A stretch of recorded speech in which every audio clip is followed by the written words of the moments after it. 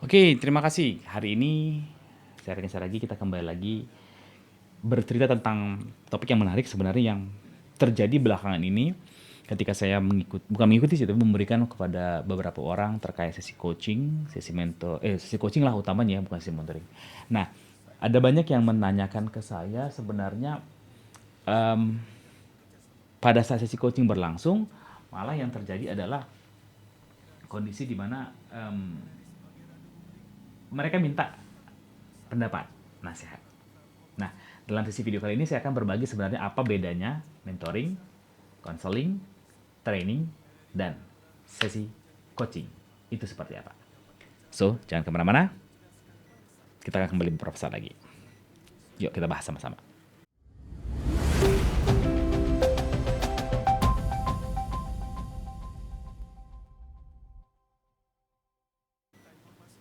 Nah, jadi teman-teman kalau dibilang ada beberapa metode ya, banyak hal sebenarnya. Ada mentoring, ada training, ada counseling, ada coaching. Ini sebenarnya banyak sekali yang bertebaran di mana-mana. Dan sebenarnya yang membedakan itu seperti apa, ya?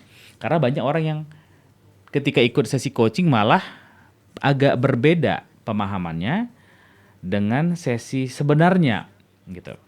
Nah, kalau kita akan coba buka ya satu persatu. Mentoring itu sebenarnya seperti apa? Nah, kalau mentoring sendiri sebenarnya kalau misalnya teman-teman sebut saja memiliki seorang mentor gitu ya. Kalau mentor, ada menti. Paham ya? Ada mentor, ada mentinya. Kalau coaching ada coach, ada coachee. Kalau training ada trainer, ada trainee. Kan kalau konseling ada konselor, ada konseli, ya. Nah, jadi yang membedakannya sebenarnya apa? Kalau ini di dunia mentoring sebenarnya teman-teman akan belajar apapun yang jadi perintah, apapun yang menjadi model, apapun yang menjadi pola dari mentor Anda. Sebut saja begini, misalnya Anda punya mentor bahasa Inggris, gitu ya. Anda pengen belajar bahasa Inggris, Anda punya mentor gitu. Nah, Anda mempola persis seperti apa yang dia lakukan. Dia belajar bahasa Inggris dengan cara seperti apa? Mungkin mulai membaca buku kah? Atau mungkin dia mulai membaca surat kabar berapa kali sehari, kemudian dia ikut kursus di mana, kemudian dia melakukan pelatihan seperti apa, praktis bahasa Inggrisnya berapa kali, apa yang dia suka Anda suka, apa yang Anda inginkan dia inginkan Anda juga inginkan, apa yang ingin dia lakukan juga Anda lakukan. Jadi mentoring itu dia akan memberikan semuanya kepada mentinya sebagai bentuk apa namanya? Sebagai bentuk pola yang memang harus diikuti si menti. Itu mentor. Nah, biasanya memang mentor ini teman-teman ambil dalam kondisi Anda belajar dari seseorang yang sudah expert di bidang tertentu. Orang itu biasanya sudah punya capability, Anda mengenal dia sebagai seorang yang punya kemampuan, dan Anda mengambil semua resource pembelajaran yang dia pernah pelajari. That's mentoring. Yang kedua, kita akan bicara tentang apa yang disebut dengan training. Nah, kalau training itu dia akan mengajari sebuah materi, mungkin tidak harus persis sama seperti yang Anda pelajari, yang Anda butuhkan. Misalnya sales trainer gitu kan. Nah, dia sales bidang penjualan, tetapi mungkin pola penjualannya mungkin berbeda antara yang jualan mobil dengan jualan asuransi. Tapi sama-sama sales. Nah, dia bisa sales trainer gitu. Jadi Anda akan diajari bagaimana untuk membeli, Anda teman-teman akan belajar bagaimana untuk em, mengenal produk gitu kan, tapi dengan tools yang dia punya. Nah, apakah Anda bisa pakai semuanya? Belum tentu, karena mungkin yang diajarkannya itu sesuai dengan pola yang dibutuhkan di dunia penjualan mobil. Tetapi kalau Anda bawa mendekati dengan pola penjualan sebut saja asuransi atau jualan baju atau bahkan jualan online dengan konsep sales seperti itu mungkin Anda tidak cocok atau mungkin ada yang bisa diadaptasi gitu. tetapi tetap memberikan skill. Nah, kalau mentor tadi dia tidak hanya berikan skill tapi dia juga berikan pengalaman dan nilai-nilai hidupnya dia gitu. Trainer tidak. Dia hanya melatih Anda untuk melakukan teknik penjualan. Tetapi ketika Anda mau pakai ke dalam dunia sehari-hari, Anda harus mungkin melakukan adjustment seperti apa. Gitu ya. Nah, kemudian kalau counseling juga ya mirip-mirip dengan si sesi coaching sebenarnya. Ya, counseling itu dia akan mendengarkan banyak dari si kliennya. Kalau satu lagi ada yang saya terlupa, konsultan ya, consulting ya, orangnya konsultan yang memberikan konsultasi. Nah, dia biasanya memberikan dengan sumber daya yang dia miliki, memberikan advice, memberikan suggestion, memberikan apa namanya? Masukan, memberikan saran, bahkan mungkin evaluasi. Itu konsultan. Ya, jadi dia akan mempelajari semua data yang teman-teman atau Bapak Ibu miliki, kemudian dia akan evaluasi, kemudian dia akan memberikan saran advice. Ya, misal konsultan pajak gitu ya. Dia akan memberikan bagaimana proses pembayaran pajak, kemudian ada yang kekurangan yang melengkapi data-data yang lain dan lain sebagainya. Nah, dia akan memberikan input. Konseling sama coaching hampir-hampir mirip tapi beda.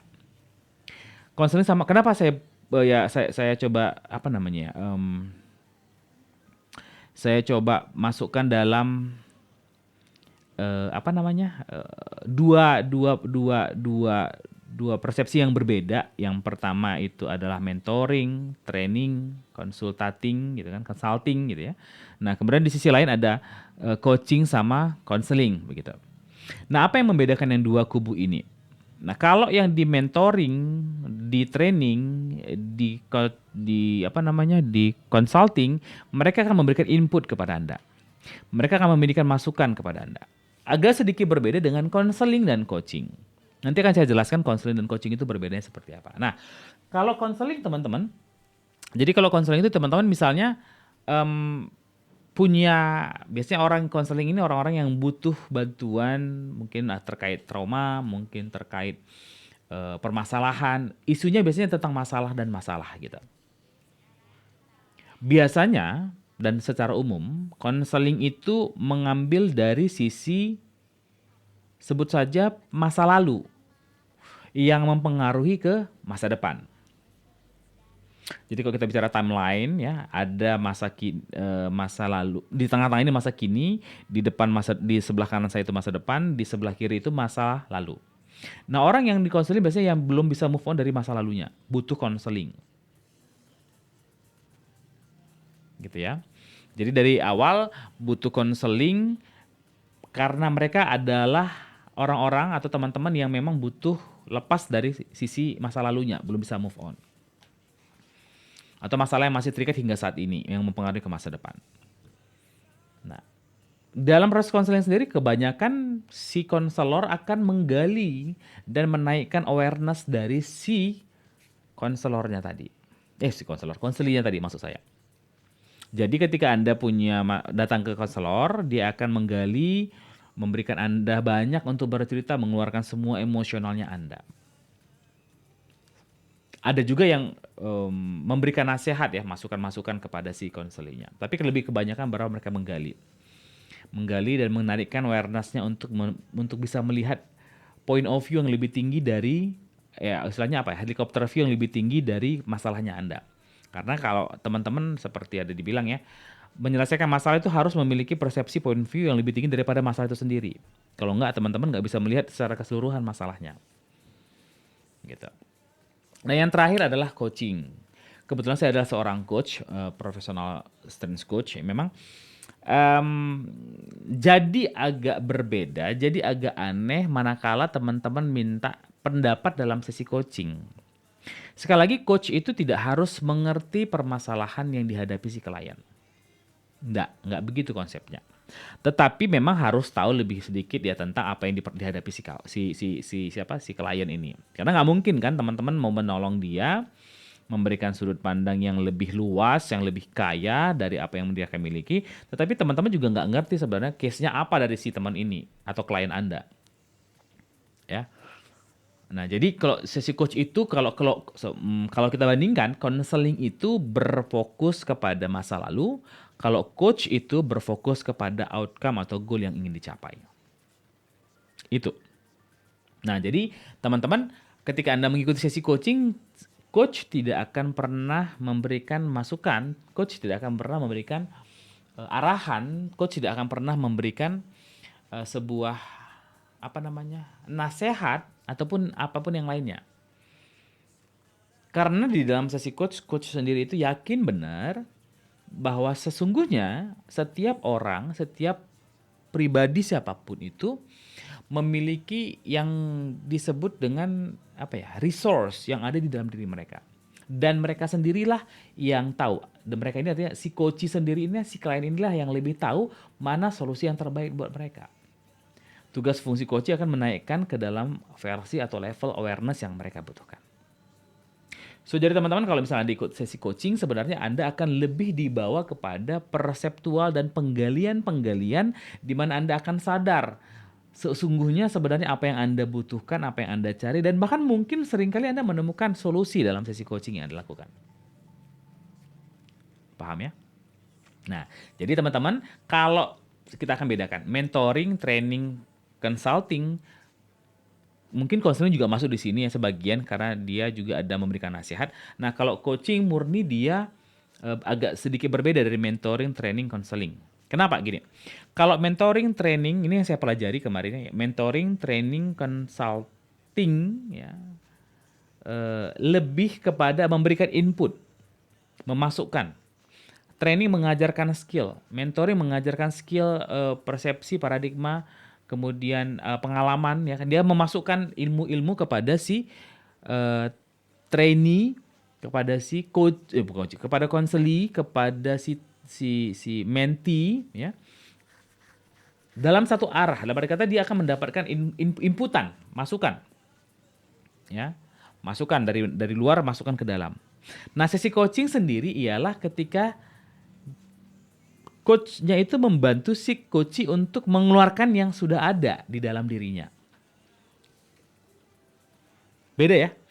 Mentor, trainer, trainee, consulting itu dia masukkan inputan kepada si kliennya. Kalau coaching dia mengeluarkan dari dalam si coachingnya. Itu dia. Nah, jadi teman-teman, itu dia tadi singkat aja video ini menunjukkan bahwa ada perbedaan mentor, mentoring, dan coaching, consulting, counseling, dan training. Jadi ketika Anda ikut sesi coaching, pastikan Anda pahami dulu konsep ini. Jangan nanti tiba di dalam agak sedikit berbeda. Karena nanti ketika Anda masuk ke dalam sesi coaching tapi Anda tidak mengerti proses coaching itu sendiri, Anda kan, loh kok kayak gini sih gitu. Karena memang coaching itu tidak seperti itu. Coaching dalam sisi pengembangan ini, pengembangan diri atau pengembangan skill dan keahlian adalah fokusnya untuk memberikan kemampuan si coachee atau si klien ini keluar dari persepsi dia untuk mencari resource terbaik dalam dirinya untuk menuju goal yang dia mau. Itu. So, jangan lupa teman-teman, sekali lagi jangan lupa like, share, dan subscribe video ini jika ini bermanfaat supaya banyak orang yang di luar sana bisa mendapatkan manfaat dari apa yang telah Anda dengarkan. Anda juga bisa mengikuti informasi ini di Spotify, di Beyond Podcast. Anda bisa lihat di Spotify ataupun di iTunes. Ketik Beyond Podcast. Dan jangan lupa like, share, dan subscribe juga di Spotify itu. Dan di iTunes dan untuk podcast saya. Jangan lupa YouTube juga demikian. So, terima kasih teman-teman. Terima kasih sudah menyaksikan video singkat ini. Semoga apa yang saya bagikan bisa bermanfaat buat teman-teman, buat kita semua. Dukung saya terus untuk tetap berbagi hal-hal yang positif. Saya lagi sampai jumpa. Bye.